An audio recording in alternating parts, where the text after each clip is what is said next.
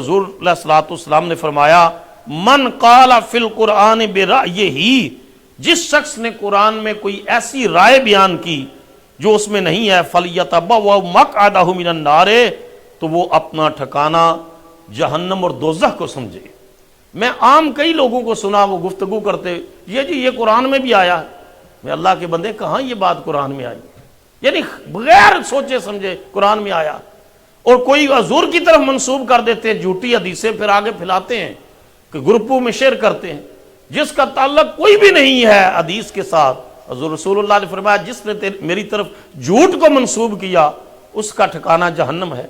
مثلا پاکستان میں پچھلے دنوں میں ایک جو ہے وہ کیس آیا کہ جو ہمارا جنوبی پنجاب ہے اس کا ضلع رحیم یارہاں، وہاں ایک ایڈوکیٹ جو وکیل ہے اس نے درس قرآن دینا شروع کر دیا، اور درس قرآن دیتے ہوئے بڑے زور دیر کر یہ بات کہہ رہا تھا کہ یہ جو آیا ہے نا اطیعوا اللہ و اطیعوا الرسول، اطاعت کرو اللہ کی اور اطاعت کرو رسول کی، تو اس نے کہا رسول سے مراد محمد صلی اللہ علیہ وسلم نہیں ہے، رسول سے مراد ہر وہ شخص ہے جو قانون نافذ کرنے والا ہے۔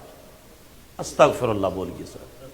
اس طرح کے فتنے ہیں یوٹیوب کے اوپر، اس طرح کے فتنے ہیں فیس بک کے اوپر، اس طرح کے فتنے ہیں سوشل میڈیا کے اوپر۔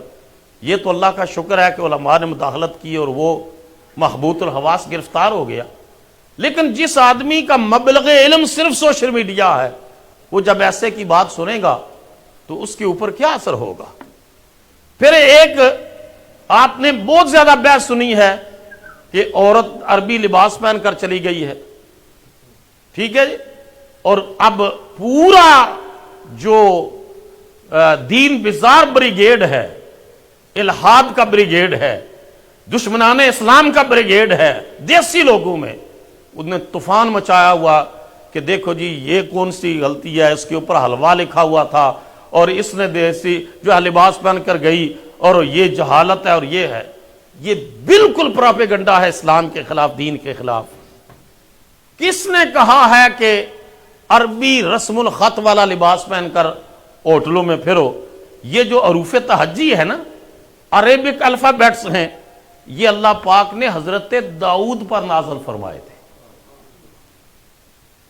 حضرت داؤد علیہ نبینا و علیہ الصلوۃ والسلام پر یہ عربک الفابیٹ نازل کیے تھے، حروف تہجی ان پر نازل کیے تھے۔ تو یہ قرآن مجید کی جو بھی آیت ہوگی یہ حروف تہجی، تو علماء نے لکھا حروف تہجی عربک، ویسے بھی کوئی جملہ عربی میں لکھا ہوا ہو اس کی بھی تعظیم کرو، اس وجہ سے کر کے کہ اس کے اندر وہ لفظ ہے جو قرآن کے اندر بھی موجود ہے۔ تو اس اعتبار سے کر کے جنہوں نے یہ پروپیگنڈا، جس نے لباس پہنا اس کے پیچھے بھی کوئی موٹیو ہے، اور جنہوں نے پروموٹ کرنے کی کوشش کی یا ٹھیک کیا وہ بھی سازشی قسم کے لوگ ہیں، کیونکہ جس بات سے دین کے اندر مسکنسپشن آتی ہے اسلام اس سے سختی سے منع کرتا ہے۔ فاروق اعظم رضی اللہ تعالیٰ کے دور میں ایک شخص گلی میں بھیک مانگ رہا تھا اور کہہ رہا تھا لوگوں میرے پاس وہ چیز ہے جو خدا کے پاس بھی نہیں ہے، لوگوں میں اس سے محبت کرتا ہوں جس سے خدا محبت نہیں کرتا۔ اب لوگوں نے امیر المومنین کو کہا، آپ نے فرمایا پکڑ کے لے آؤ، وہ پکڑ کے لے آئے۔ اب سنیے، بات وہ ٹھیک کر رہا تھا لیکن 99% سننے والے کے اندر مسکنسپشن آ رہی تھی۔ آپ نے فرمایا تیرے پاس کون سی چیز ہے جو خدا کے پاس نہیں ہے؟ وہ کہنے لگا جی میرے پاس بیوی اور بچے ہیں، خدا کے پاس تو کوئی نہیں۔ امیر المومنین میری تو بیوی ہے، اللہ کے تو بیوی کوئی نہیں، میرے تو بچے ہیں، اللہ کے تو بچے کوئی نہیں۔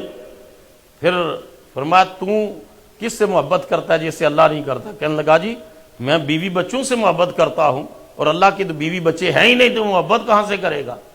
فرمایا تو بات تو ٹھیک کر رہا ہے لیکن اس سے مسکنسپشن ہوگی، فتنہ پھیلے گا، ڈس انفارمیشن پھیلے گی، اس وجہ سے کر کے آئندہ یہ جملہ تیری زبان پر سنا تو میں اسلامی ریاست کے اندر تجھے سزا دوں گا۔